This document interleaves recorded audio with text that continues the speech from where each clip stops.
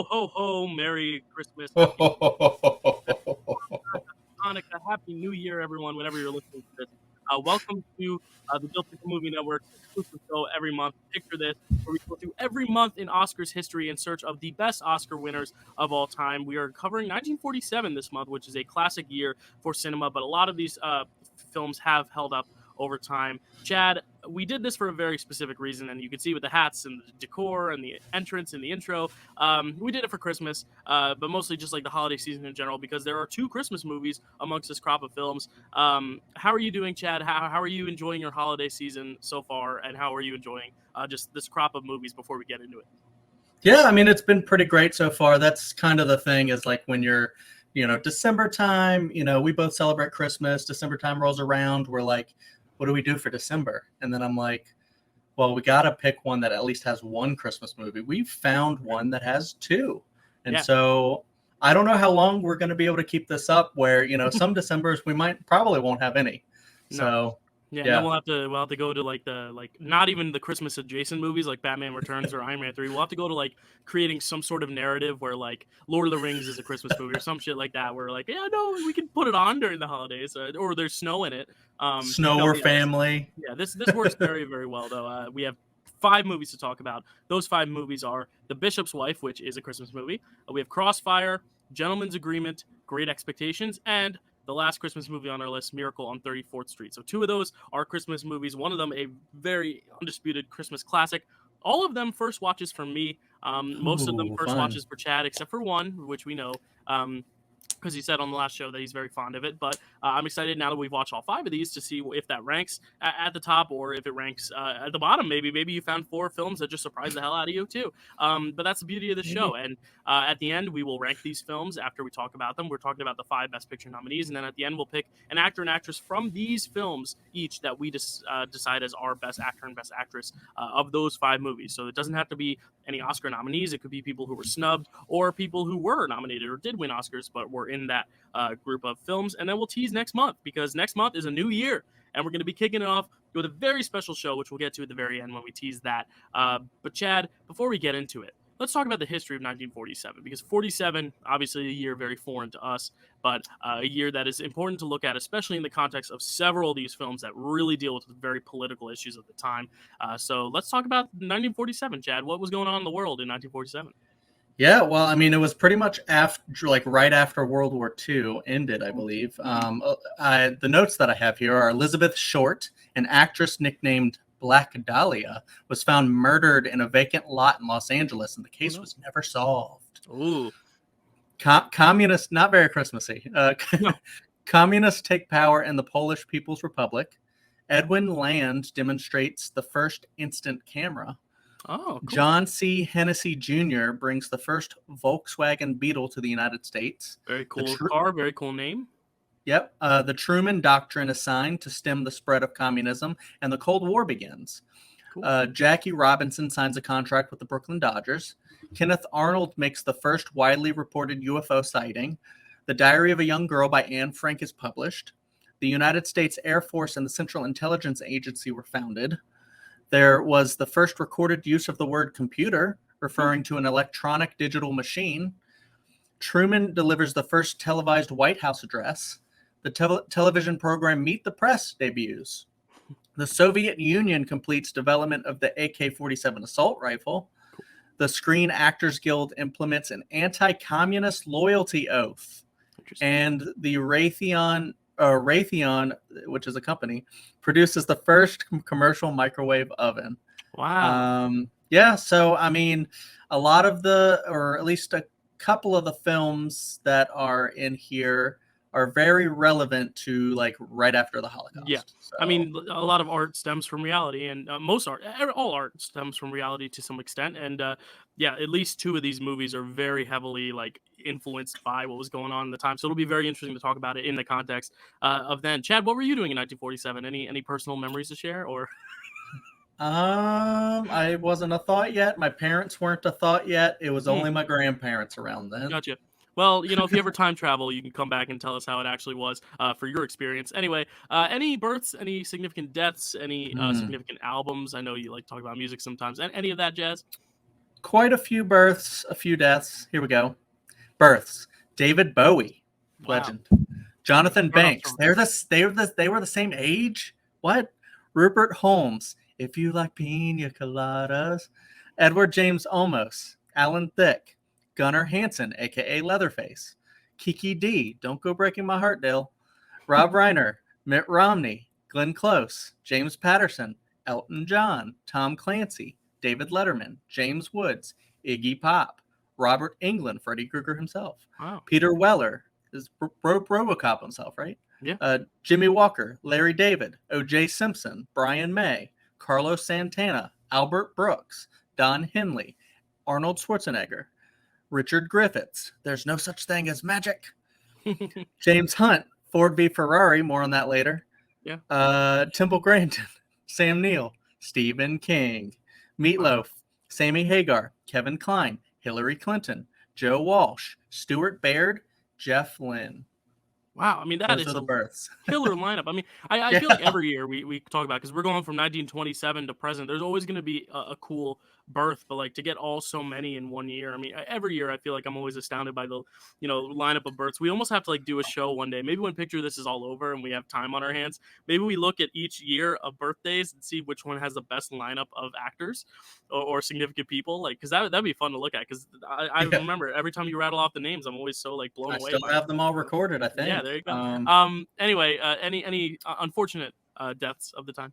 And just to like keep this in perspective, when I'm going through these lists, it's just people that catch my eye, because I'm not going to know everybody, especially the deaths from like the past. But here's what caught my eye for deaths. We had Al Capone, Henry Ford, Seabiscuit, the legendary racehorse, George Ludwig von Trapp, the Sound of Music real guy. Yeah, the guy that Sound of Music's based on.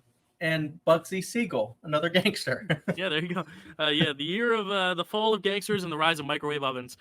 So, Chad, anything else about 1947? Anything else? Yeah, we got some albums here. None of these are any that I've listened to, but a lot of Billie Holiday here. We have Billie Holiday by Billie Holiday, Teddy Wilson - Billie Holiday by Teddy Wilson and his orchestra featuring Billie Holiday, Souvenir album by Ella Fitzgerald, Blues by Lonnie Johnson, Mahler Symphony No. 5 by Bruno Walter / the New York Philharmonic, New Orleans Memories by Jelly Roll Morton.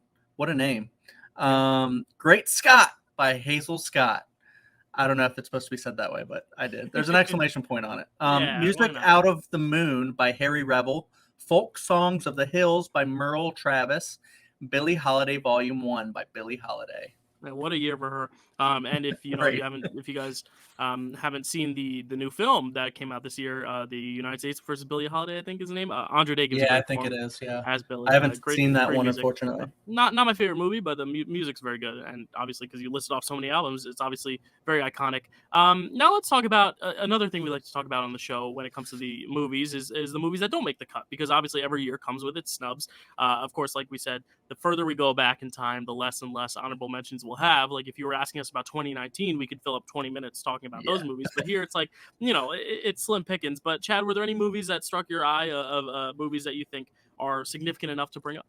There's actually only one. I mean, like you said, as we keep going back further and further, I'm trying to build up on my classics knowledge, but that's why this show is so important. But the one that caught my eye is relevant to today because there was a remake of this. It's Nightmare Alley. And Guillermo del Toro remade this year.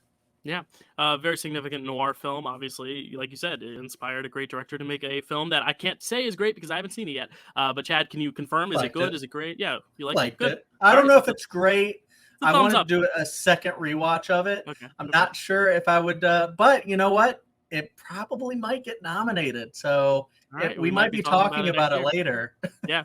We might be. Some other movies that caught my eye. Fun and Fancy Free is a Disney animated movie that I really liked growing up as a kid. It was one of those anthology films because post-war era, they were just doing these package films. And half of it was this little cartoon called Bongo Bear. And the other half was Mickey and the Beanstalk, which was, Mickey climbing the beanstalk, seeing the giant, all that. It was like Jack and the Beanstalk, a riff off of that. A very sweet little animated film. and it is in the Disney animated canon. It's one of the 60 Disney films because we hit 60 this year with Encanto. Good News, a movie musical that not many people have heard of. I hadn't heard of it until my senior year of college when my school actually did the musical Good News, and we all had to watch the movie, and then we performed it, and it was actually the last time I was on stage. March 12th of 2020 was our last performance of Good News. It was a Sunday afternoon, and we got the call that night that classes were canceled for the rest of the year and that we were going home, and we didn't realize we would never be back at the college ever. So yeah, that was a very bittersweet way to end the senior year, but it was really great. It was really great that the last day of my senior year of college in the school, because we still did Zoom learning on the internet through Zoom and all that. But the last day was celebrating with my cast doing our final show of Good News. So I wanted to give that a shout out because that's amazing. But that's also the day that I turned 30. Oh, wow. March 12th, 2020? 2020. Yeah, so like that's the day the pandemic basically shut everything down. The day Chad turned 30, the day I performed the last time on stage. It was actually very weird, not to go into a whole thing, but like we were trying to go out for my birthday, and then like people like the news started to come out more and more, and people started to feel so uncomfortable. We were like, maybe we'll have a small game night instead. Yeah. So it's a definitely a fond memory for me because I love performing. I'm itching to get back on the stage sometime soon, and that was the last time I was on stage and probably will be for a little while. So that was very interesting. And then another Christmas film. They couldn't squeeze 3 in there. They fit 2 on, but they couldn't fit 3. It happened on Fifth Avenue, which is kind of funny because Miracle on 34th Street and Fifth Avenue. I mean, it's 2 movies about Christmas that have street names in the title, which I think is very interesting. It has also held up. I see it every time I pop on HBO Max. It's there as a recommendation. I've never seen it, but it is a classic. I know a lot of people that are fond of it. But those are the only ones I had to bring up because, as I said, it's a very slim list as we go further back in time. Have you seen that one, Chad? I know you're. I haven't actually. Okay. No. Maybe there's so many years where I would just like have like my slew of like regular movies I would watch, like just Home Alone, Elf, Home Alone, and I'm trying to widen my perspective. Yeah, no, I mean, and also the genre is so big. I mean, some people say, "Oh, there's only a handful of good Christmas movies." There really aren't. It's just there's so many from just the last 20 years, and let alone 60 or 80. There's just so many movies. It's hard to get through all of them. Many genres too. So yeah, exactly. Christmas comedies, Christmas horrors. I get it, 100%. So let's talk about the actual ceremony itself. There's not much to talk about. It was in 1948, obviously in Los Angeles, held on March 20th, which is a week after your birthday. It's very clear cut. Agnes Moorehead and Dick Powell hosted. There weren't any huge upsets or surprises. Edmund Gwenn for Miracle on 34th Street was the oldest Oscar winner at the time when he won for this film. There really wasn't any huge significant thing I saw except for the fact that James Baskett received an honorary Academy Award for playing Uncle Remus in Song of the South, which actually came out in 1946, which made him the first African-American man to win an Oscar for acting and the first Walt Disney actor to win an Academy Award for acting. So while the movie itself has kind of been erased from history, he is a very notable winner because first African-American man for acting and first Disney star to win for acting. So that's a very big feat. But otherwise, not a ton else about the 20th Academy Awards. That was year 20. I can't believe that was 20, and it feels so long ago, and there were 19 other awards before that. But why don't we get into these films, Chad? Because I think we've talked long enough about 1947. Let's talk, first and foremost, we're spreading the holiday cheer. We're going to bookend it. The first film and the last film we'll talk about are Christmas films. Let's start with the first one, and that is The Bishop's Wife. Chad, tell us about it. All right. The Bishop's Wife, directed by Henry Koster, written by Leonardo Bercovici, Robert E. Sherwood, Billy Wilder, apparently uncredited, and Charles Brackett, uncredited. Cinematography by Greg Toland. Music by Hugo Friedhofer. Starring Cary Grant, Loretta Young, David Niven, Monty Woodley, James Gleason, Gladys Cooper, Elsa Lanchester, Sarah Hayden, and Carolyn Grimes. Synopsis: an angel shows up to answer a bishop's prayers. I kept it short. It was remade in 1996 as The Preacher's Wife, directed by Penny Marshall and starring Denzel Washington and Whitney Houston. Cool. I was just reading about the Billy Wilder thing now when you mentioned it. So apparently in early previews, the audiences actually disliked the movie. So they asked Billy Wilder and Charles Brackett to come in and make some rewrites, even though they weren't credited. So that is very interesting. And I want to almost touch on that because this does feel like one of those films where, like, when it works really, really well. But there are also moments for me that I felt things were lagging a bit. just in terms of the action. But it really is a very simple, very sweet premise. I mean, when you think of Christmas movie, you want something that's not going to be too challenging, but just something you can lay back and smile at and have fun. David was singing songs that he wrote himself. Well, suddenly an angel came down and spoke to David. Chad, what did you think of this movie, The Bishop's Wife? Yeah, this one was interesting because I didn't know like what to expect. I hadn't seen The Preacher's Wife in a very long time, but this was my first watch of this one, so I didn't really know what it was about. I'm like, okay, where does the bishop's wife come into play? This is a lot about this angel Dudley. And he just comes in to help the bishop, and the bishop's like totally focused on other things, totally forgetting about his family. Actually very similar to another movie we'll talk about where the focus is away from the family, and it's like a presence comes in to redirect and say this is actually what's important in life. And but it was just kind of weird the way it's like, okay, well, then it starts to become like this like weird kind of infatuation. Like he comes in, the angel, to change people's minds and like, amaze people with his little, magic stuff. And tricks, yeah. And then he ends up like, I'm like, wait, are you trying to steal his wife? Like what? Good morning, Julia. Good morning, Dudley. I'll see you in a few minutes. I have to go out and see Matilda right now. Yeah, it was an interesting, it was an interesting turn, and I think that's where it's like it's hard because you think of an angel as like this like holy, like can do no wrong. But I honestly liked the choice of giving him some emotion and feeling. It's almost like when we see in movies when they do like AI characters or robots, and you start to realize like that they have emotions, almost like an Inside Out when it's like emotions have emotions, like that idea that like something that you wouldn't think would carry like emotion, it can show emotion. And I like it from that angle where it's like he finally learned to open up because it gives him more of an arc too. Like he's not just this stagnant character, because I think if you don't have that, he's just kind of like the flat presence of like he's this angel, he's the same as he was in the beginning and the end, and it's nice that he gets a little growth too. But I do agree it's a weird choice in the scheme of just like what the overall film is trying to say in bringing back this couple, because at first obviously you're rooting for the couple because the movie kind of wants you to root for the couple, because that's what it's about. It's about this guy coming in to fix things, and from the beginning that he's not coming to fix this cathedral, he's coming to fix the marriage. I mean, it's very clear from early on just what the implications are to the script. But by the end, when it all does happen, it's kind of nice that Dudley does get his own little arc, but at the same time it's weird because you're like, but are they wanting me to root for Dudley with the wife now, or am I supposed to still want them to get together? Because by the time they got together at the end, I was very happy because that's what the film had been leading me to want in the end. But at the same time, I was like, but like I also feel like the film wanted me to root for Dudley to get the girl and to just shove David Niven aside, and that's what's so interesting is because I don't really know how to believe or what to feel. Did you have a certain way you were leaning? Like, did you want Dudley to end up with her? Were you rooting for the marriage to get back together? Were you just kind of confused? I didn't want him to end up with that weird angel that pops up and just goes, "Hey, I'm magic."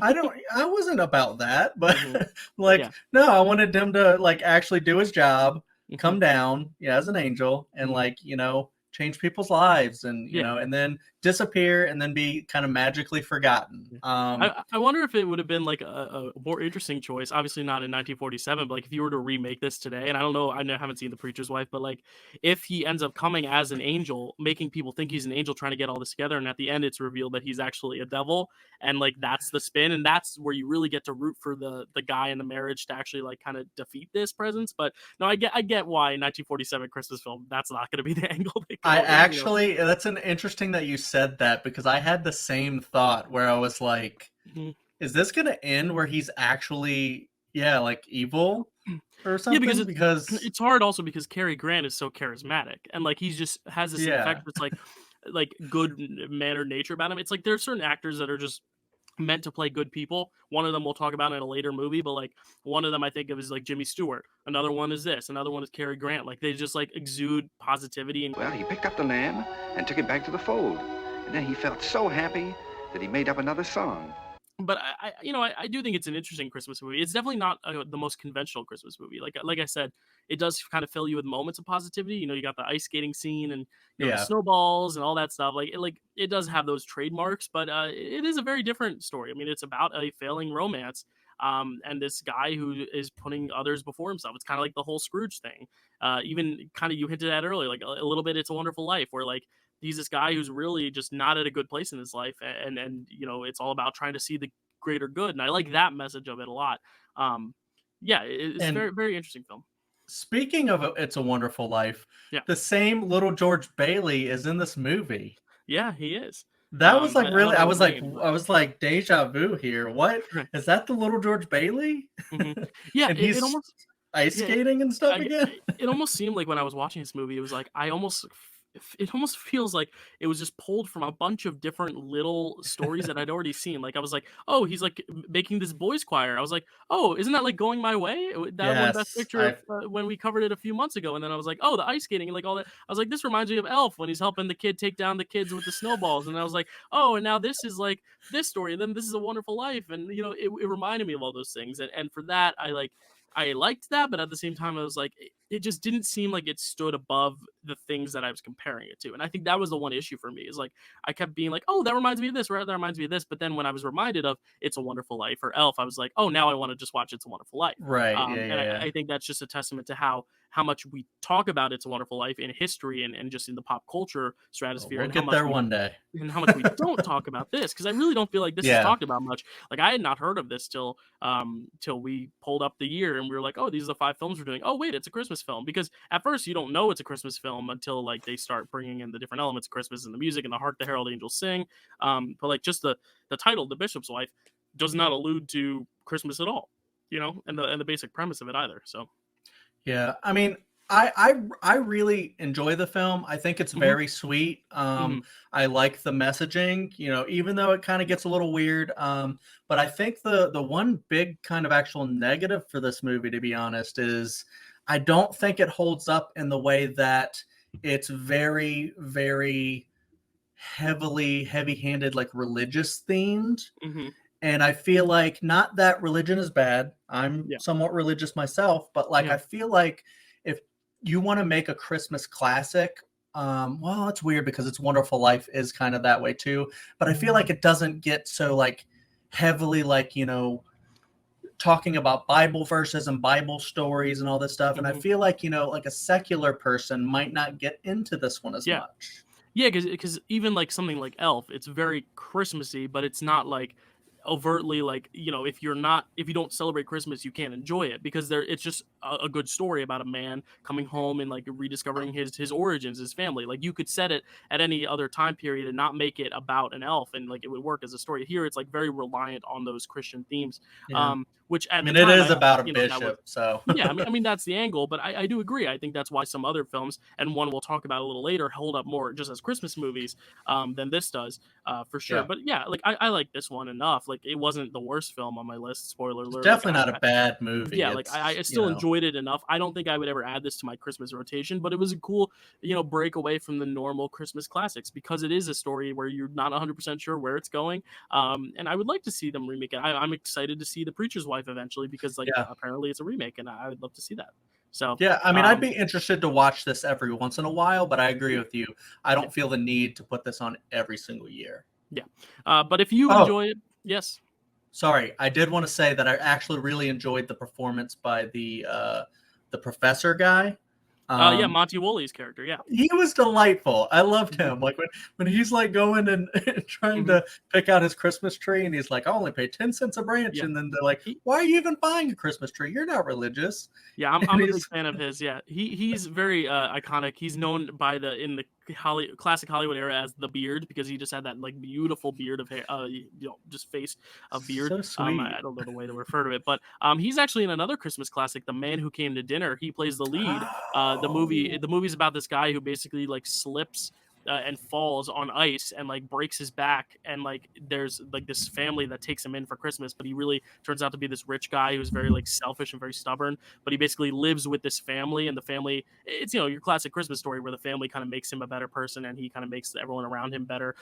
It's like one of those stories, like, you know, kind of like this movie where like you have the one person who's kind of like a negative Nancy, and then it's a Christmas movie, so at the end they're lovable. Same as Scrooge in A Christmas Carol. Same as a lot of other The Grinch. It's the classic Christmas formula. But I really like that too. That was another play I was in high school. So and that movie's on HBO Max, so I'm very excited. I'm watching that. I haven't seen that one. Yeah, because Monty Woolley is in that as well. So excited.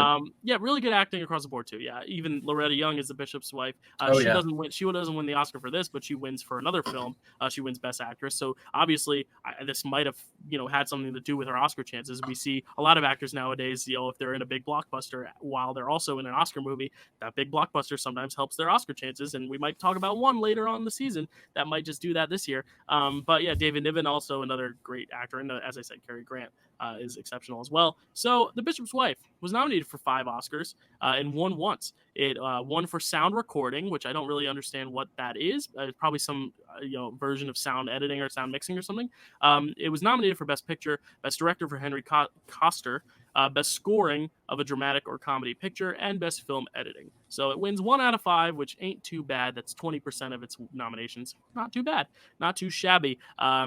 So whether or not you like this film, if you like this film, please sound off below, because we had our thoughts, and if you really liked it and someone else really hates it, you might be caught in the middle of a crossfire, but it doesn't matter, because we like what we like, we don't like what we don't like. That was my only way to get us to Crossfire, because how do I get from a sweet Christmas movie to Crossfire? I don't really know. But anyway, Chad, tell us about Crossfire. My God. Dear God, man. That might have been my worst segue ever. That would have been my I liked it. I liked it. If anyone's watching our show for the first time, which I hope you're not, I hope you go back and watch other shows, but that is not my best, I promise. Dude, they come for the segues, I swear. I hope so. I'm sure they do. I put a lot of time and effort in my 2 seconds where I think of them on the spot. Crossfire, directed by Edward Dmytryk, written by John Paxton, cinematography by J. Roy Hunt, music by Roy Webb, no relation, maybe, I don't know. Starring Robert Young, Robert Mitchum, Robert Ryan, lots of Roberts, Gloria Graham, Paul Kelly, Sam Levine, not that one, Jacqueline White, Steve Brody, George Cooper, Richard Benedict, Tom Keene, William Phipps, Lex Barker, Marlo Dwyer, and Kenneth MacDonald. Synopsis: a whodunit about the murder of a Jewish man due to anti-Semitism. Yeah. And then I have some fun facts. First B movie to be nominated for Best Picture. That's right. Based on the 1945 novel The Brick Foxhole by Richard Brooks. The book's theme was about homophobia, but was changed to anti-Semitism because at the time it was seen as a sexual perversion. Yeah, as you mentioned, the homophobic thing, I understand why they changed it, because at the time that was just kind of the law. They could not depict it on screen, which I get. But right. I think to pivot it to anti-Semitism, though, is a good change if you have to change it. I think this was a good route to go, because as we talked about earlier in the show, this was really close after the war ended. And these themes were very, very prevalent, very big, heavy themes at the time. And I can't imagine living in a time where a movie like this is coming out, where it's this B movie whodunit, but then the twist, it's not even a twist, but the main motive is anti-Semitism, which probably was something that was rather risky, I would imagine, at the time. And that's why it is a B movie, probably because they didn't want to throw a ton of budget at this movie, because who knows if it's going to work. It's not as easy or simple or cutesy as some of the other movies of the year. It's very, it's dark. It has some dark themes, and it's presented in a rather challenging way at times. Yeah, I mean, this one's definitely an interesting one. I liked what they did with it. Not a huge budget or anything like that. Right. It's just a bunch of simple scenes with who killed this Jewish man, and I don't think we know right away that he's Jewish, but people kind of allude to it as they talk, because the way people used to talk about Jewish people, that go oh, that guy didn't want to get dirty, get himself dirty, and act like he wasn't even probably useful in the military, and just talk really bad about people. But it slowly unfolds, and you actually get to see kind of almost right away who actually did it. And then I didn't crazy love this one. Okay. I thought that a lot of it was really interesting, especially the part that I liked the most were 2 things that they said. One was the big end kind of dialogue with I guess he's like the one main like detective guy or whatever, he's sitting there talking about like, why should it even matter if someone's Jewish? Right. And he tells like a personal story about like, someone finding out that someone's Irish and, treating people differently, and, why would it even matter kind of a deal. And then another one was when you had the little dialogue between the man who was murdered in a flashback, Samuel, and another Mitch or something, another one of the privates in the military. And Samuel has a really good point where he says that, you're kind of bred to go to war and then like kill, and then you come back and you don't really have any outlet. You're just existing as this like kind of killing machine. And I think that's super relevant to today. And then the one guy's even like sitting here wondering, like, do I hate myself? Like, is that where I go after this? Like, I've been taught to hate now. Yeah. Which is something that we struggle with. But I think it's very interesting how like this and another film we'll talk about literally right after it, like they deal with a very similar theme, but one is very much straightforward, like very to the point of what it's going to address, how it's going to address it, and it's still incredibly captivating in its own right. But it's very interesting how this is a whodunit first, and then you let those other underlying themes kind of come in as it goes along. Good point. It makes for a really interesting way of conveying these themes, because it doesn't seem very preachy at times, because it kind of just follows suit with the action that's happening. And I like this idea of it being a murder mystery whodunit, and I like that we know who did it before the end. It doesn't end with this is the guy, boom, it's over. I like how we have that last act where they are trying to like then get him once they know who it is. Same fella. What's your name? Montgomery, sir. Were you drunk tonight? Well, I had a couple, but I can handle that. And there's that incredible scene where they're shaving him, and like the younger guy who's like basically supposed to lead him to the wrong address, gives him the wrong address, but then he ends up going to the right address, which is how they know it's him for sure. Yeah. But I love that scene where they're shaving, because every time ever since Sweeney Todd, I've always been nervous whenever there's razors in a scene, especially when he's talking to a murderer, and Robert Ryan is just towering in size compared to the smaller guy, and you just see him shaving and like has this like bravado about him even when he's shaving, and it's like this menacing nature, because in his mind he's like, no one knows I'm a murderer, no one knows I did it, but the audience does, so there's that extra level of tension and chaos. I really enjoyed this one. I think it defied my expectations, because I saw, it's a B movie, it's a murder mystery, like what else is it going to bring to the table? But I think it's really interesting way of conveying these anti-Semitic themes. And yeah, I enjoyed it. I think the trio of Roberts is great. Robert Young, Robert Mitchum, Robert Ryan. Like that's a fun thing to have on your poster. I just was like, wow, a trio of Roberts, and like they're all really good in the film. I think it's a good ensemble. I don't think there's one particular standout. I think they're all just very solid across the board.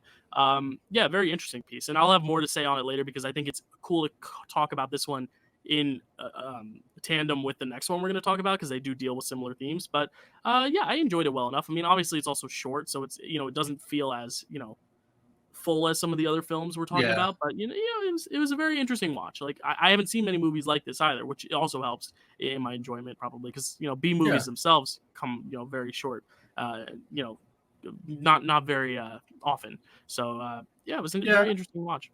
I mean, I thought like it kind of got me. It kind of got me like, it was hard to get into this one, I feel like. But then once I did get into it, I feel like when it started to get into the actual messaging of the movie, that kind of hooked me. And I do think it was smartly written. So it wasn't. It's not a bad movie. It's not dumb. It's a good movie. For but sure. I do also feel like you're talking about the in tandem. I think the next movie handles the messaging a lot better than this one. Yeah, well, we'll get to it in just a sec. Yeah. Yeah. Because I think it's really important to talk about these two together. They deal with kind of the same exact thing. So really quick, Crossfire nominated for 5 nominations: Best Picture, Director for Edward Dmytryk, whatever. Supporting Actor for Robert Ryan, Supporting Actress for Gloria Graham, and Best Screenplay. I don't think they had adapted or original; it was just screenplay. So let's just transition right into it. Another film that deals with these anti-Semitic themes. I'm not going to try to make a crazy segue, because these are heavy themes. But we'll talk about Gentleman's Agreement, which actually won Best Picture that year. Chad, tell us about Gentleman's Agreement, and then we can talk some more about these, very relevant themes and what we think of them. Oh, sorry. Gentleman's Agreement, directed by Elia Kazan, Written by Moss Hart and Elia Kazan. Cinematography by Arthur C. Miller. Music by Alfred Newman. Starring Gregory Peck, Dorothy McGuire, John Garfield, Celeste Holm, June Havoc, Anne Revere, and Dean Stockwell. Synopsis. A reporter, or a journalist, tasked with writing an article about anti-Semitism, pretends to be Jewish in order to see anti-Semitism through the eyes of a Jewish person. And it's based on the 1947 book Gentleman's Agreement by Laura Z. Hobson. Yeah. So, like you heard with the synopsis, it is exactly the same premise. It's like trying to expose anti-Semitism, but it's a very different approach. And Chad said earlier, he alluded to the fact that this one he thought did it a lot better. I do agree in some ways and disagree in some ways in the fact that I think doing a murder mystery B movie first and then kind of like weaving those themes through is a very interesting way to convey those themes. I think that's a more original approach, but I do think this one, especially in the context of the time, I think a movie like this that is very blatant, very forward about its messaging, it almost reminds me of like Adam McKay's films of recent. Like, he does not hide anything. Like, what his opinion is right forefront in front of you. And I do think because of that, I do kind of agree. I do think this does hit those themes a little bit stronger, even though the other film might do, a more interesting thing with those themes. I think this film is much more, it hits you much more with the messaging, and I think that's what you need in a time, especially 1947, and even today, just watching it back, like this one just impacted me more. I think because it is so straightforward, and because it's just a really powerful story in general. So Chad, I know I just gave you my thoughts, but what were your thoughts on this? And especially because we just talked about Crossfire. What are your thoughts? This film was very, very controversial when it came out, and I think the reason why is it's so ahead of its time. Yeah, for sure. This one, and I feel like everything that a movie could say about racism, anti-Semitism, racism, whatever, is basically said in this movie. I feel like they do a really great job of just like putting you in the shoes of not an actual Jewish person, but like someone pretending to be. So they get all of the same, flack or, like things against them that a Jewish person would have at that time.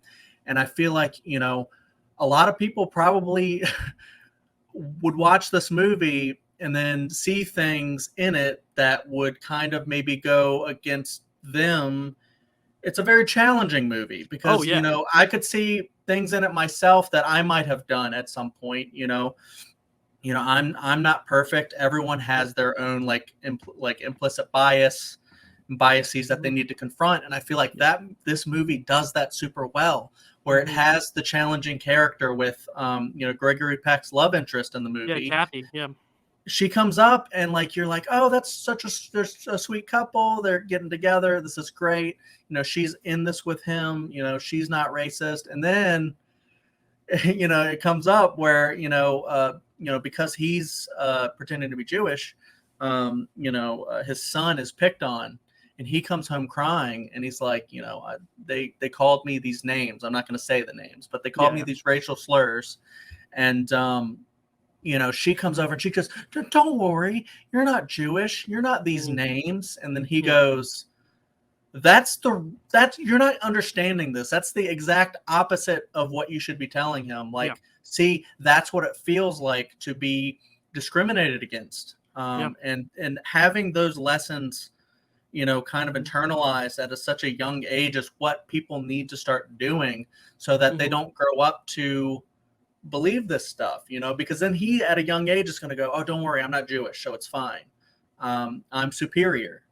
And I feel like that's what this movie does super well. Is it tackles every little kind of thing, not the big brash racism that you get in a lot of movies. It has the subtle stuff that, only I feel like people who are usually, who don't have the privilege like a white person would have, and even a Jewish person who they are sometimes, a lot of the times white people, they still have this other thing that makes them, like almost undesirable in some people's eyes. And it's just, Yeah. Sorry, Yeah. I went on Yeah, a no, lot. the great. I mean, you said everything that should be said about this. I mean, I think it's a very, very important film for those reasons. Like when I was looking at the two, I was like I said, I was like, Crossfire. You know, it's so interesting because it's a genre film with these themes. But I was like, in the time of that 1947, how powerful this must have been to have a film like this, especially being a Jewish person. I can't relate, but like I know, knowing some of my friends who are Jewish, like having a film like this at the time just really probably helped a lot to know that they weren't alone, to know that there are people who empathize with them, especially the writers of this film and some of the actors in this film. The way they handle the subject matter is very, very responsible and respectful, and the characters, I feel like, while they do things like that are unconsciously racist, like you said with Kathy's character when she just has these different judgments, I think that the film does a good job letting those characters kind of experience in their own time why that is wrong and kind of figuring out for themselves what they need to change rather than another character being like, oh, you should do this differently or you should do this differently. She has that sit down with Dave at toward the end where she has that conversation, but it's her who comes to that realization. It's her who kind of that light bulb goes off in her head, and it's not an immediate like reconciliation between the two. It's more of like she does say she has to put in the time and the effort and the work, and I really like that. I like when a character can admit their faults and you don't just write him off as the villain. I think the lesser film would have had him say, get out of my life, and she leaves for good, and that's it. And I think another lesser film would be her just being like, oh, I made a mistake, I'm so sorry, okay, here, I'll take you back. It's a good medium where it's like she has to still put in the work, but she can be redeemed eventually. And I think that's important for everyone because everyone has their biases that they don't even realize they have. And I think this is a movie that really hits on that. It doesn't, like you say, go to the extremes of the people who are literally, killing Jews or like murdering or that's the same thing as killing, but like hurting Jews, harming Jews. It's not that. It's the people who just like live their lives. A doctor is about to be called. There's a Jewish doctor and a non-Jewish doctor, and you immediately go non-Jewish doctor, just unconsciously.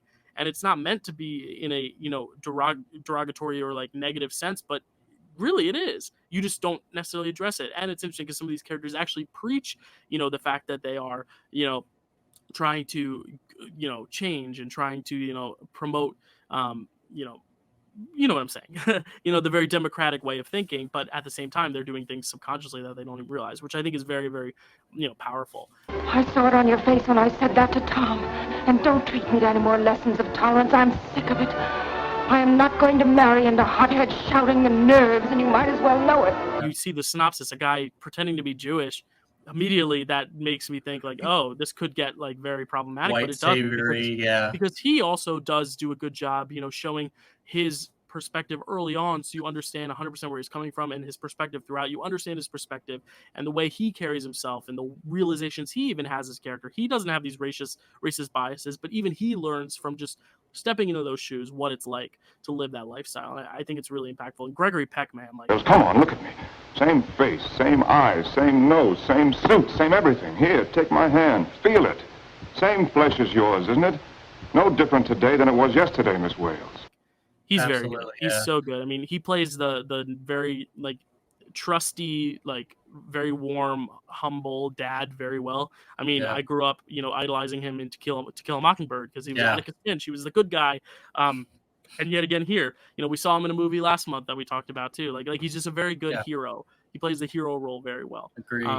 Yeah. And I wanted to touch on the basically that whole character arc with Kathy, because that's a really good thing. That's what kind of that whole thing shows why this movie is so real to life, because she does exactly what somebody who doesn't understand their own kind of like racist like biases does. Is that when he says that you're wrong, that's not the right way to act, she gets defensive and she gets so angry, like he's attacking her and he's the one doing the wrong, and then she has to slowly, like you said, realize this, and I just feel like when they kind of come together, it's kind of her slowly like, okay, well, he had a reason why he was angry about this and he put his foot down. So I just feel like it handles the situation so well. The other really great thing that I love about this movie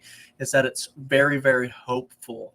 It attacks the subject, with brutal honesty, but then at the very end, it's very hopeful with the mom character who's so great.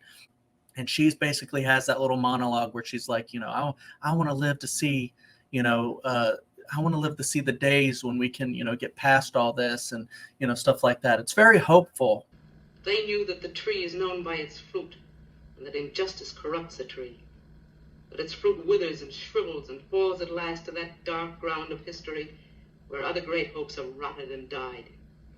Mm-hmm. And I don't think we're at the utopia that she was looking for even today.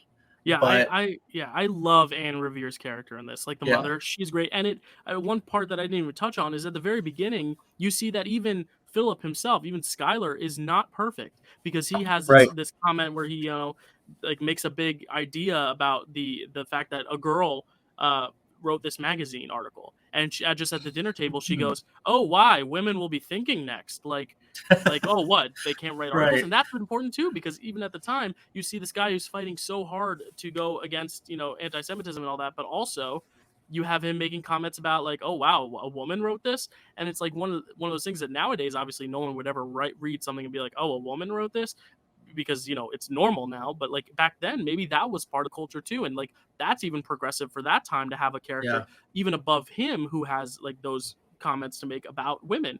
And it just shows how much growth all these characters have to do, but it never once judges them. Even when Kathy was making mistakes, they still make her empathetic enough and make you understand why that relationship is working, because it does work, because they do have the privilege to be together and not have a worry, but it's when this obstacle comes between them, that's when things go awry.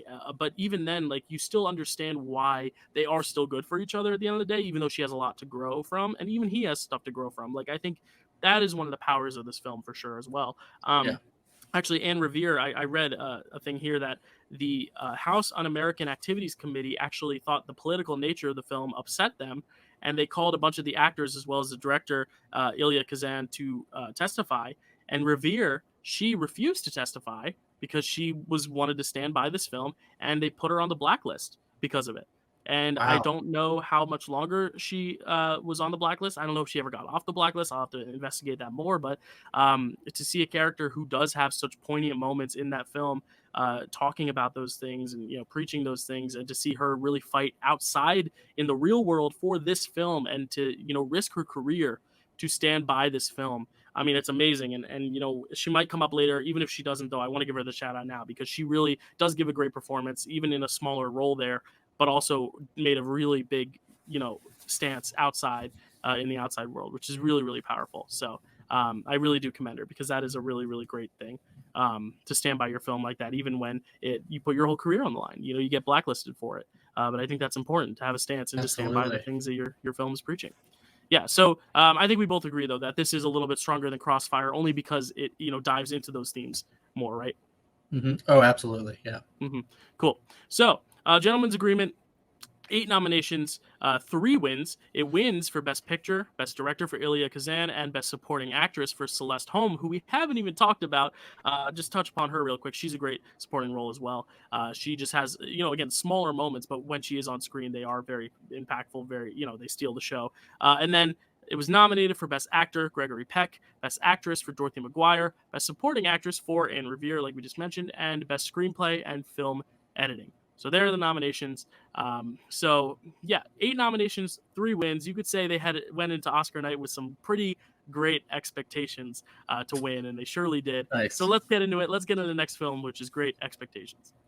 Great Expectations, directed by David Lean, written by David Lean, Anthony Havelock Allen, and Ronald Neame. Cinematography by Guy Green. Music by Walter Goer. Starring John Mills, Valerie Hobson, Bernard Miles, Francis L. Sullivan, Anthony Wagner, and Gene Simmons. Synopsis. A young orphan boy is given the opportunity to become a man of great expectations, a gentleman, in order to rise to the station of a girl he loves, only to find out her station is not so glamorous. Based on the 1861 novel Great Expectations by Charles Dickens. Chad, have you ever read the book before? Have you ever read this book?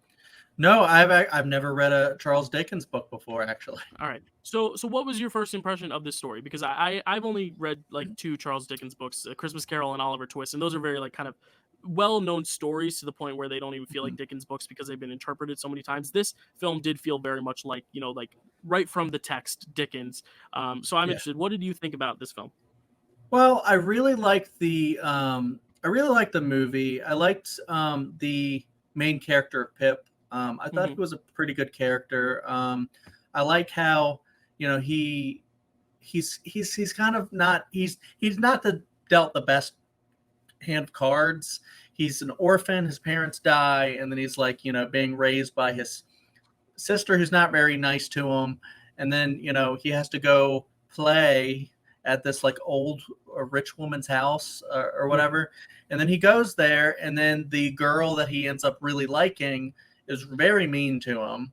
But you learn things about her later that show why she's not the happiest of characters, and even the lady that lives there is not the happiest of characters. And it seems like they're both like taking it out on him in a way. And then like he falls in love with this girl anyways, and he chases this dream of being somebody, so somebody like her would like him, I guess. And so he ends up getting that dream, but he also meets a runaway like prisoner. And later that relationship that he develops with that prisoner becomes important, and it's all like connected. And I liked the idea of this old woman basically rotting away in her mansion, that you think, oh, she'd be like grand, and she'd have like these great dresses and fancy dinners, but she's just like rotting away in this mansion. I feel like there's a lot of people who end up like that. They're just miserable, and they kind of just like wisp away. Yeah, I feel like it's almost kind of like a symbolism toward Pip and his love interest too, because like, what's her name? Sorry, Estella. Like, Estella, and eventually at the end, that's why they decide to leave, because like they see how she goes, and like how maybe the glamorous life isn't necessarily for them. I like the film for those messages. I definitely do, but like something about just the story itself, I just felt at arm's length distance from it. I don't really know why. I've liked a lot of Dickens stuff, but again, it's Oliver Twist, it's Christmas Carol, it's stuff that I've seen adapted so many times in other ways. Whereas like this is a much more faithful adaptation of just the book. Like it's very straight up, like what Great Expectations is. Like this is it. And obviously there have been cuts made, obviously, because it is an adaptation. You can't adapt a huge book like that word for word. But just something about it I just wasn't really connecting with, and I think that's just kind of the nature of this type of story, where you kind of chronicle someone through their whole life. I just think when you have a whole life story in one film, it's like if certain aspects of the story aren't as intriguing as others, I kind of lose a little focus. It's not like Barry Lyndon, where every single moment I was like so intrigued, or Forrest Gump even, where it's like every moment of his life I was intrigued. Like this one is very much like you have your favorite moments, but as a whole I was like, like it just kind of, I don't want to use the word boring, but it was not the most exciting movie to me. I think I just was expecting a little more, because I've heard, this is such a great esteemed novel. That's why I asked you if you had read it, because I don't know if it's like really a great novel, or if it's like one of those things where, well, if you like the book, you'll like the movie, but if you don't, you give or take. I don't really know. I think it's very interesting in the beginning. Honestly, it actually has a much darker tone, I think, at the beginning, with like, him running through the graveyard, and then he sees the guy and the prisoner or whatever. A lot of mist. I like that. And I was honestly thinking, this would be almost like a Wuthering Heights, where it kind of plays into the idea of like ghosts and myths and stuff. But I don't think it ever gets there. I think like after that first chunk of time, I almost think when he transitions and becomes older, like that's when it kind of loses steam for me. Like I liked all the stuff when he was younger, because it had that little mystery. It had that, unknowing nature of like, is he gonna grow up to amount to something good? Is he still gonna live in this poverty? I didn't expect the man he met in the beginning to cycle back and be someone you see at the end. Like that was interesting, but overall, I wish it had leaned more into the beginning, because I think that's the most interesting artistic stuff going on. Because in stories like this, if I can't really get on board with the language and the dialogue and all that stuff, like the way of speaking, because it is a very old form of English, then like I want to grasp onto the visuals and all that stuff going on, but also because all that stuff, most interesting stuff for me came in the beginning. It was a little harder as it went along. And David Lean is known for spectacles. He did Lawrence of Arabia and Bridge on the River Kwai, so I was expecting a little bit something a little grander and bigger. But this is definitely more intimate, despite the title, what it suggests. But I liked it enough, but yeah, I can't say I was entirely spellbound by it like so many people have been. I mean, it was named the number 5 greatest British film of all time in Oh, 1999 on cool. the BFI Top 100. So, I mean, that's a pretty big honor. So, Yeah. yeah. I mean, I liked in the very beginning, especially where you have this prisoner and he's a very menacing presence. Like he threatens the little boy and is like, "You do what I say." And then he goes and he actually gets some food, brings it back, and then you know, he's being taken away, but the way he's being treated is very terrible. But then you have the little boy who's still kind of scared, but then you have the father who's like, "No, you're welcome to it. You need it more than I do." And, you know, I just love kind of like that message. It's very kind of like Paddington in a way where it's like, you know, treating the people who are like the dregs of society, like the criminals, as you would, you know, any other person, is a message that I really loved. And it benefits Pip later because that's how he gets to, you know, be a great expected guy, I guess, There you right? go. And That's a good word for it, yeah. and yeah, I like when he pursues. I like the character of the guy, the pocket who he fights. I like that scene. You Who know, is played by Alec Guinness, who, you know, you would oh, see that's as right. Obi-Wan Okay, Kenobi. that's That cool. was exciting. I will say his scenes I was very excited because it was a young Alec Guinness, and I was like, okay, I'm back in it now. Like That it's not usually considered necessary to fill the mouth to its utmost capacity. I was so interested. Not at all, I'm sure. I didn't hate this movie, but it was very much like I was watching it for like, oh, there's Alec Guinness, or like, oh, I like that aesthetic in the beginning, you know, stuff like that, rather than the I overall. definitely liked the. I'm glad you said something about Wuthering Heights because I definitely thought of the parallels between this and Wuthering Heights as well. I like both a lot for different reasons, but I also thought that this one had a lot of the, you know, macabre kind of imagery as well. Like the lady burns to death. It's insane.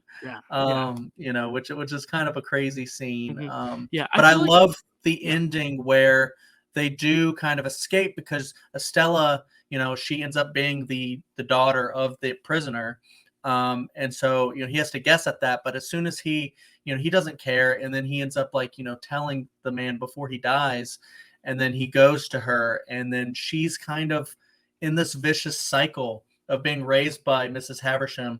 Like, you know, she's going to end up like her. And he comes and he's like that thing that stops her and it goes, no, that's not the way. Come with me. And I just love that ending. It's so hopeful. Yeah, I do like the ending. It ends on a very positive note. I honestly wish I could read the book again, well, for the first time because I've never read it, and then go back to this movie because I think with this movie, because it's just very clear cut adaptation. It's not like you're doing any like, it's not like a twist on a story like a West Side Story is a twist on Romeo and Juliet, or like, you know, the Lion King is a twist on Hamlet. Yeah, exactly. It's not like this reimagining. It's just very much an adaptation. It's kind of like what we talked about with of Mice and Men. Like I feel like I enjoyed that more than this one because I kind of knew the text and I knew the characters well enough, and I could like kind of just be like, oh, I remember that. But here it's like this was the first time hearing the story. Like I feel like I want to go back and read the book because I don't think I'm giving it as fair a shot as I should be. But you know, some movies stick, some don't, especially in this lineup. I love just the way, like, because you and I, we don't watch these together. Maybe one time we will, but we don't watch these together, and it's just so fun to see. We watch the same movies. Where do we fall? And it's kind of interesting. Every month we go, oh, we watch this a little differently. Yeah, it's fun. like I don't know. Maybe, you know, it could have been the mood I was in. I just watched Gentleman's Agreement too. I watched those both in one day, so maybe that also had something to do with it. I don't know. Not the worst film we've ever covered here. I mean, I think you and I both maybe agree that Extremely Loud and Incredibly Close and Wilson are two of the worst we've covered on this show. So, probably. Those are the only two I've ever given a 1-star review to. So like this is definitely better than that. But yeah, for sure. I think this is one I'll have to revisit in the future, maybe after reading the book, because it does sound like a good book, and I do plan on checking it out eventually. Great Expectations, they definitely lived up to their expectations because they won 2 out of 5 of the awards they were nominated for. They won art direction, black and white, and cinematography, black and white. Again, it looks gorgeous. It really does. David Lean as a director, obviously you're going to have a beautiful looking film. It was nominated for Best Director for David Lean, Best Picture, and Best Screenplay. So, Chad, to wrap up this holiday episode of 1947. We're going to talk about one of the greatest Christmas films ever made. And, I say greatest because I know you love it, and I can now confirm that I love it. It is Miracle on 34th Street. Chad, let's talk about this beautiful film, and then we will rank these films and find out where we lie on them. Yes, the original Miracle on 34th Street, the Christmas the classic. Directed by George Seaton, written by George Seaton. Cinematography by Lloyd Ahern and Charles G. Clark. Music by Cyril Mockridge. Starring Maureen O'Hara, John Payne, Edmund Gwynn, Gene Lockhart, Natalie Wood, Porter Hall, William Frawley, Jerome Cowan, Philip Tung, and Alvin Greenman. Synopsis: an old man claims to be Santa Claus and wins the hearts of cynics and skeptics. Yeah.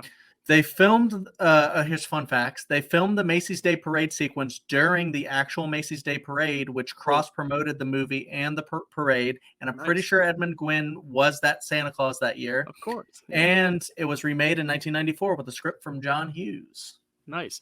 Yeah, I've never seen the remake. I'd never seen this one. So I'll let you get into your rant later on how much you love this. But I just wanted to tell you as a first-time viewer, because I know you'll probably have a lot to say because it is one of your favorite Christmas movies.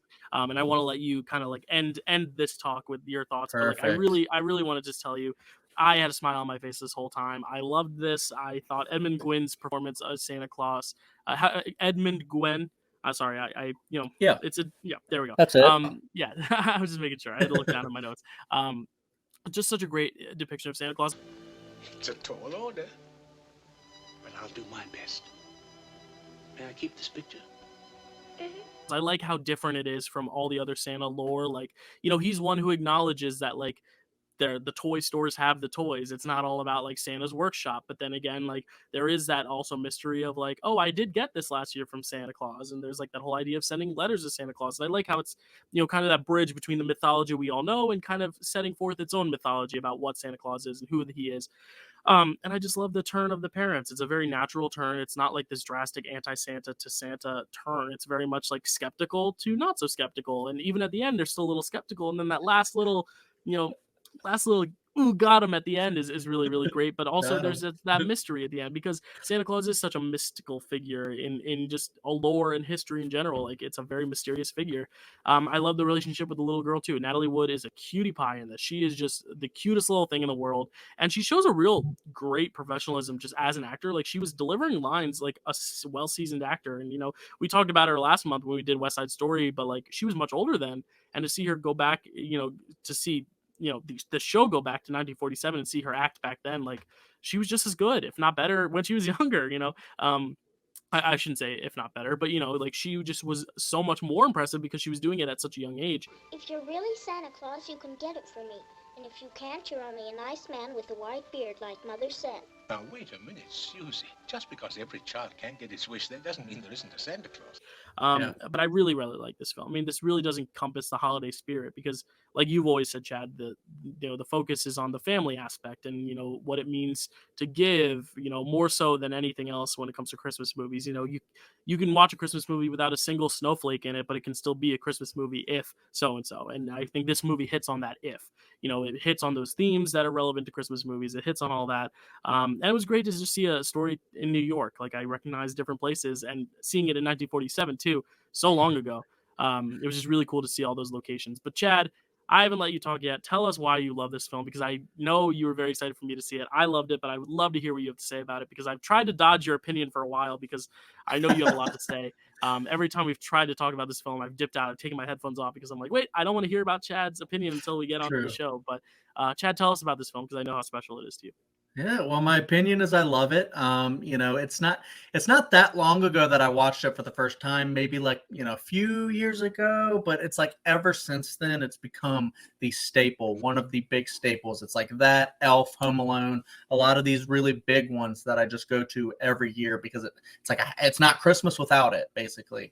And I think that the reason why it's so endearing is because, yeah, exactly. With Santa Claus, he's magical. He brings the magic and the wonderment of things, and kind of has causes a sparkle in little kids' eyes. But like here, she's not showy. He doesn't show all of that. He brings some of the knowledge, all that stuff, but really the way he sways people is with his actions. And I think that's one of the best things about this performance in the movie is where, people are skeptical of him and he's skeptical of them. He's like, people are losing their way. They're forgetting about me and they're forgetting about Christmas. They're not only that, but they're just forgetting about the importance. And they, have this brilliant thing where they, Fred Gailey talks about, when he talks to Doris, he's telling her about the intangibles. And it's like, that's kind of the most important thing. You're getting so wrapped up in your loss of relationship and, trying to focus on being a strong businesswoman. And then you're forgetting that sometimes you just want to, your kid needs to be a kid and, needs to, there's just like the scene, when Susan Walker doesn't want to, pretend with her friends because she thinks everything's silly and everything's so, that's dumb because it's silly. And he's like, no, I'm gonna teach you about the imagination. Like this is important for kids to, grow up and actually reach into their own, be creative. That's why art, but also not grow up too fast either. Exactly. Celebrate the fact that you're young. I wish I could go back and tell myself, be a kid more. Now, yes. So. Because you're so in a hurry to grow up and you just don't. It's just important, to hold on to that. Even when you grow older, it's important to hold on to your inner child because you get so cynical and so kind of full of yourself sometimes. You think everything is so important about being an adult, but then you got to realize sometimes you just got to have fun and be funny and silly. And just, I try to be silly all the damn time. I know you do. You bring those segues. You're silly as hell. Yeah, they weren't as silly today, but it's because, we were dealing with anti-Semitism and all that stuff. But we're also dealing with Christmas. So, true. That's, it's just like the time of year for me that just it can be really cheery. And I just love that, this movie just captures that so well. It fights cynicism. And that's just one of my big things about it is so many people seem to not want to watch Christmas movies as much anymore. And, they're fighting about whether Die Hard is a Christmas movie. And I'm like, does it really matter? Just if you love it, watch it. If not, don't watch it or whatever. Just watch what makes you happy during Christmas and, just enjoy the time with your family. And this movie really does that for me.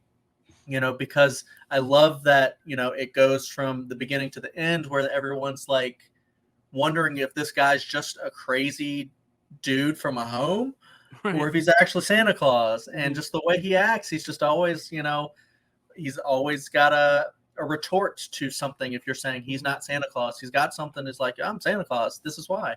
And so, Chad, I have a question for you then. Sure. Two questions. Do you actually think he was Santa Claus? Yeah.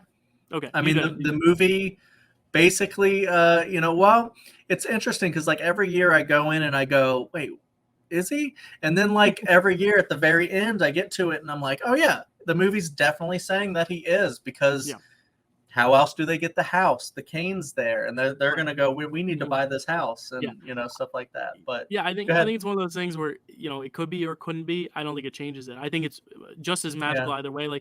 You can have that magical Santa angle or you can have the angle where it is this guy who's just he just knows the good stores, what has good stuff. And he knows, he just makes a difference. And he's just a really fast guy. He can get his cane to the house and back before they even get there. Who knows? No, I lean more toward that he's actually Santa thing. But even then, even if it's not it's still a debate which could be had. And I don't think it changes the film either way. I think it actually makes it a little more interesting. Maybe you can have that conversation about it. Yeah. And do you like the courtroom stuff? Because I know some people say, oh, it's great until the courtroom stuff happens because, it does kind of become a courtroom drama and it becomes less focused on Susie and her mom and all that stuff. It's more about just himself. I don't mind it. I do think I'm more invested when it's him and the family more so than him in the courtroom trying to prove his innocence where, it's a little silly, but I do like it. I like that moment. But what do you think of that? I love it. I mean, it's everything about this movie I love. It's just that, I love all the family stuff, in the beginning. but then you get to kind of go away from that a little bit, and then but it actually still plays a factor. I love the judge, who's very silly, and he's just like worried about his he was worried about his political aims and stuff, and he's like, should I be going against Santa Claus? And even the prosecutor's worried about like his children being mad at him. It's just it's so silly but cute and sweet, and I just love the judge who's just like every time he just has like these facial expressions where like yeah, and that's just I just love everything about it, and like the little kid who does the you wouldn't tell me something that isn't so, would you, Daddy? Yeah, and I'm just like, oh my god, so cute in this, and I like how it starts as a Thanksgiving film also. So like you could definitely put it on the night of Thanksgiving as a good way to transition into the holiday. Yep. Yeah. But I also love also because I feel like it does play into the arc of Doris and Susan, because Susan's writing that letter to be like, we believe in you and stuff like that, and I believe you're real. I believe you. And then Doris, goes like, all right, I'm gonna mail it, and she goes, I believe you too. And then just like, it's a really great she moment. does. Okay. It's not like this like movie moment where she's like, oh, wait, it is real. Like, no, it's just very natural. It feels just natural in the progression of events, and that's what I like about it. Is like it doesn't try to make it magical. And there's something about it being so realistic. There's something about Elf where it's like very much magical. It's something about, other movies where, Polar Express where, it's very magical. This is like very just based in reality. Like this seems like something that could have happened. And it makes you almost believe that there could be a Santa Claus out there. We obviously, I don't even know the answer. Maybe there isn't. Maybe there is. Who knows? I was about to say we all know there isn't, but who knows? Maybe there is. Maybe, you never know. So, and if there's not, ideally, there's people like that are the Paddingtons that can come out and just help lift people's spirits. Right. But you did say something that made me think there's something I want to touch on, because I did finally for the first time watch the 1994 version of Miracle on 34th Street. I know a lot of people love this one. There's a lot of really fun stuff in it. It's a John Hughes movie, so it's got Richard a lot Attenborough and who's the little girl on it? Mara Wilson. Mara Wilson. Okay, yeah. It's got a lot of really great John Hughes stuff, a lot of really silly antics and stuff like that that happen in it. So it's somewhat fun.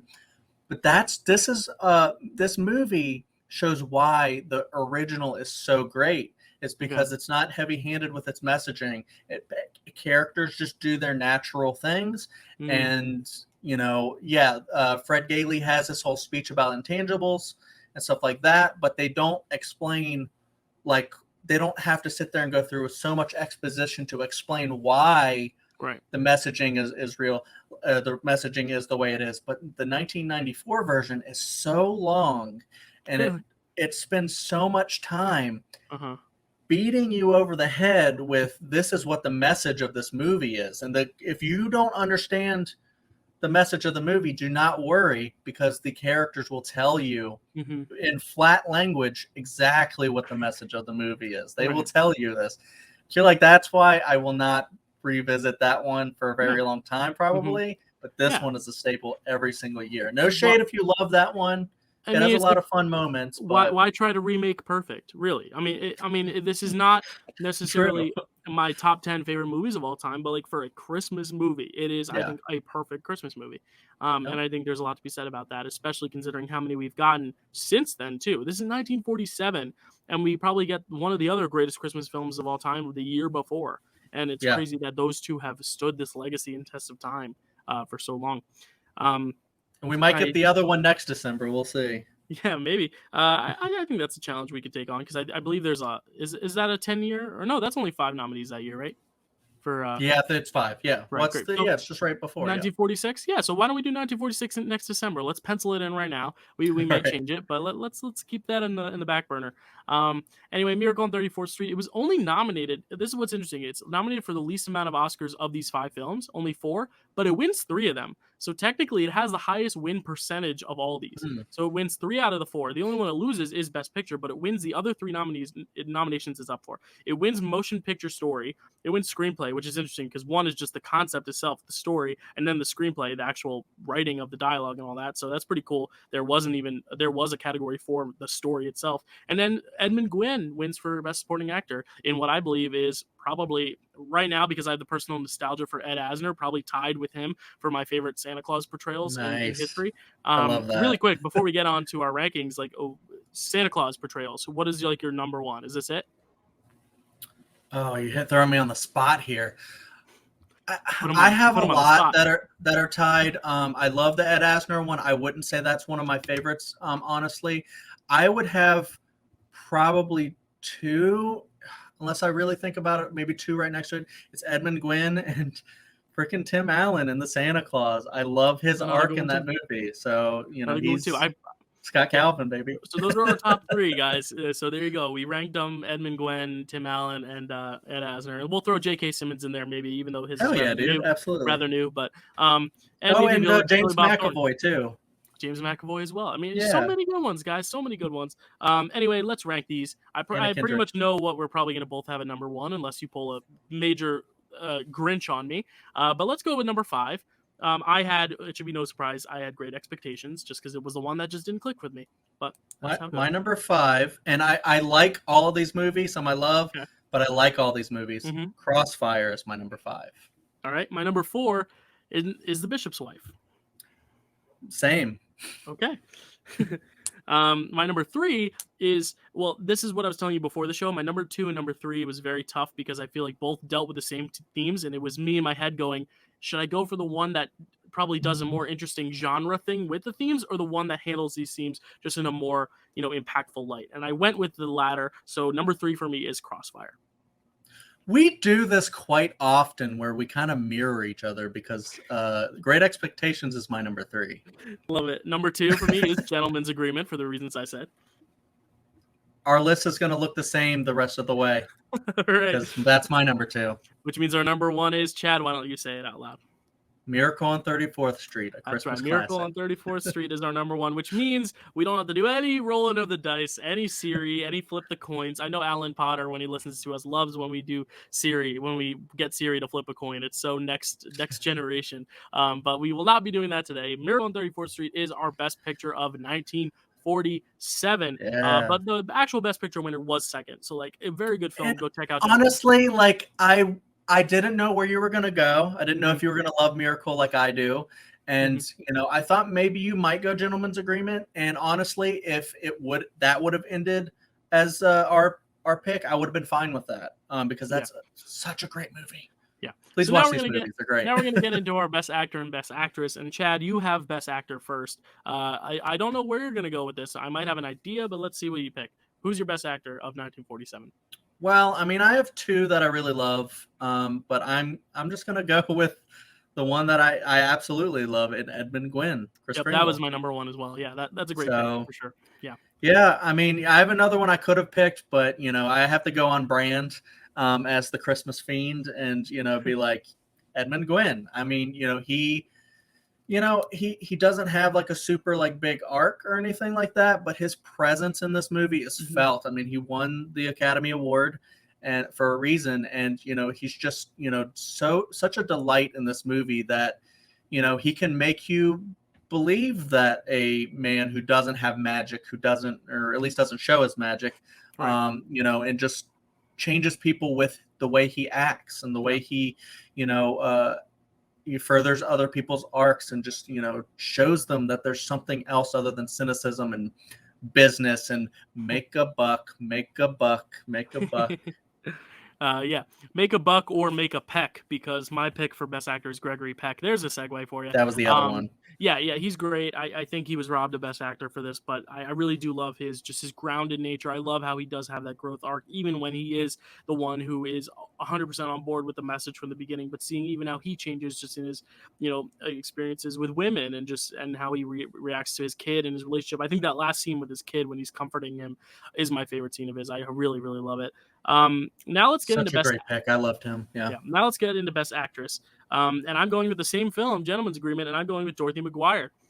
I really, really like her arc. I love how, like we said, she does have so many flaws, but at the end, you kind of see not that Kathy, she's right? Yes, yeah, seeing Okay. how she's not necessarily redeemed, but that she can at least acknowledge her privilege at the end. I think it's a very important message because I think that's the role most people will see themselves in when they watch it. I've been getting mad at Phil because he expected me to fight this instead of getting mad at the people who helped along. Like Lockhart. Not just old Lockhart. At least he's out in the open. But what about the rest of the dinner guests? They're supposed to be on your side. And they didn't have to. No, they didn't. And I didn't. That's the trouble. We never do. And all the end scenes of that movie really just hit so hard, and I think that is a really great performance at the end of that film.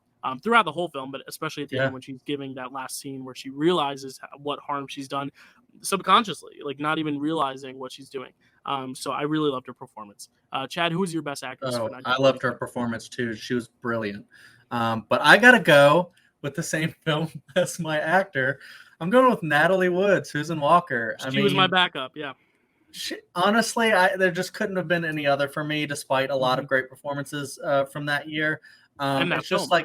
like, and that film exactly. Like my backup was going to be Maureen O'Hara as Doris Walker, but I just, she's as a little child, she's a scene stealer. She makes me love Natalie Wood, and even though I didn't love her in West Side Story, it wasn't her fault that I didn't like that as much. But I just love Natalie Wood as like this little kid in this movie because she is the adult. She acts like an adult in the beginning where, she's just like, criticizing the parade and just, being like, that's,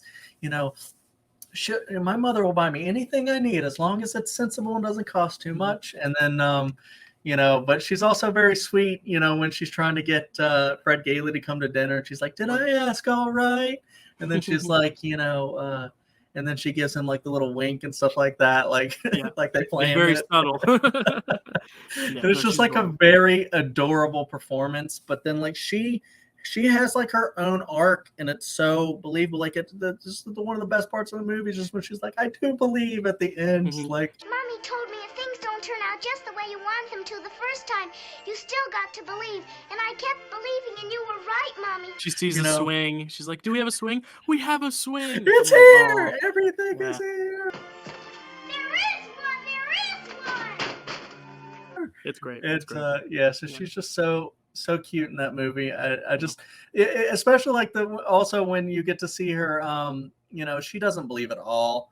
And then like she sees him speak Dutch to that Dutch girl. And then she's like, and you're just like, I don't know, it's just like, yeah, it's a great performance. The best. Yeah, we could list moments and moments galore. Like we could sit here for a whole hour and a half talking that moment. No. I'm just saying it's such a good film. We could like be here. We could be here another hour and a half talking just this movie. Like we could just go B for B because it is so good. Let's do it. Let's do it all there. But anyway, your best picture for 1947, everyone, is Miracle on 34th Street. Best actor for Chad, it's Edmund Gwenn. For myself, it is Gregory Peck in Gentleman's Agreement. For best actress, Chad's is Natalie Wood for Miracle on 34th Street, and mine is Dorothy McGuire for Gentleman's Agreement. That was 1947.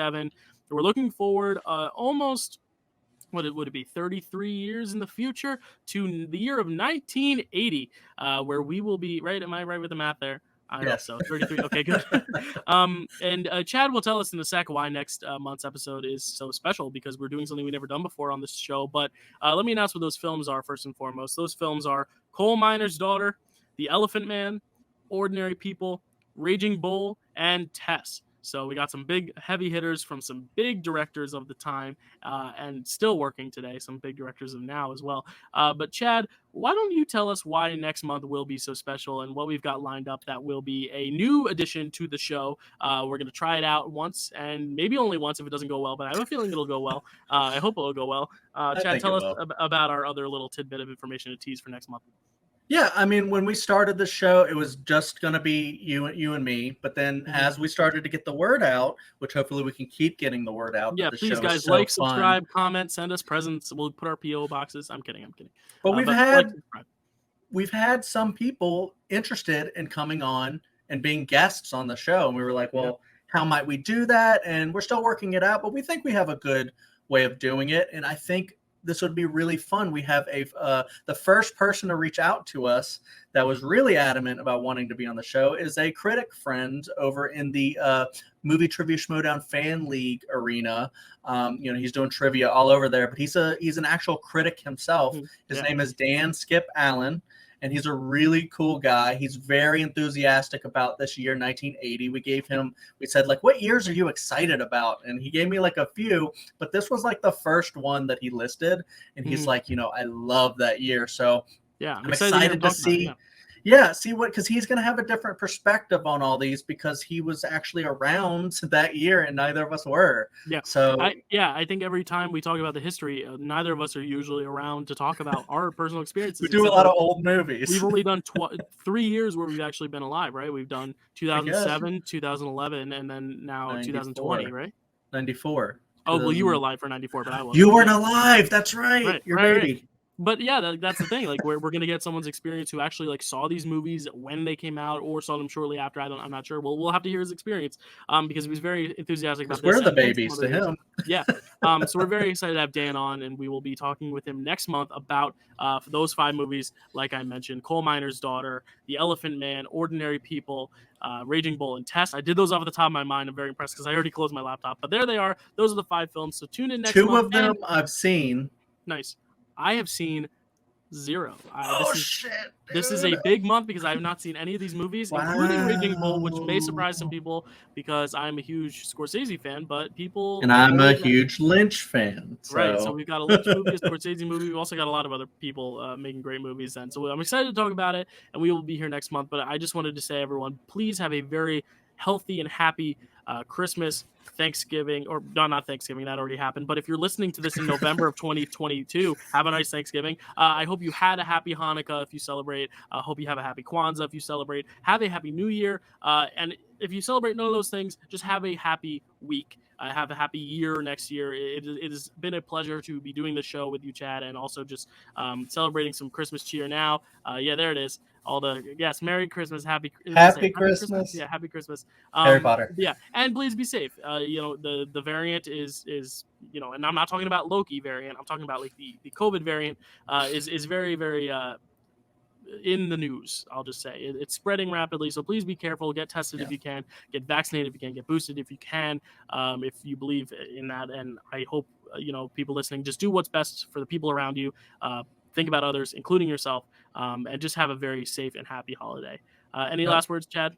Where can they find you? We want to tease your... yeah. I mean, I'm just around. I'm in like the fan leagues doing trivia, debate, stuff like that. But mostly I'm just on here. I mean, I guess you could look over at some reviews. I've been cranking out a lot of reviews on Letterboxd, trying to catch up because I get lazy sometimes. So I'm trying to really do that starting now. But yeah, I just wanted to basically say Merry Christmas. Happy holidays, everyone.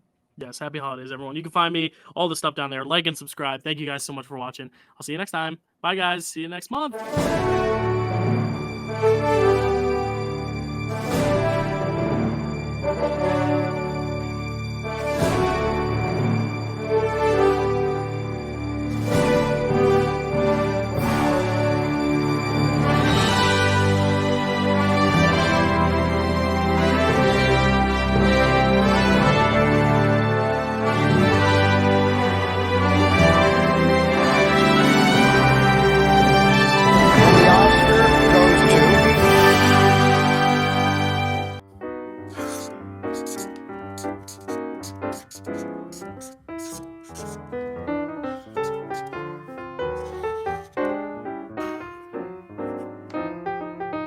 Matt? Hey, Dylan, you ready to talk about Street Fighter? I have a lot of thoughts. I was ready back in June when we had originally planned it. What do you mean, back in June? That's now. June is now. Have you been drinking? But drinking? No, I've been wondering where you have been for months. Months? What are you talking about? Look. Matt, it's December. No, it's not. It's not this. That can't be right. What happened in July and August and October? Did I miss my birthday? They all happened and you weren't there. Oh well, I'm gonna have to unpack that later. But right now, we have a movie to talk about. You said it's December, right? Yeah. Well, I still have a little bit of holiday magic left over from last year. It was bestowed upon me by a very powerful being. I can't tell you his name, though. Are you talking about Santa Claus? You know about Santa? Well, I can neither confirm nor deny that, but here's what we're gonna do.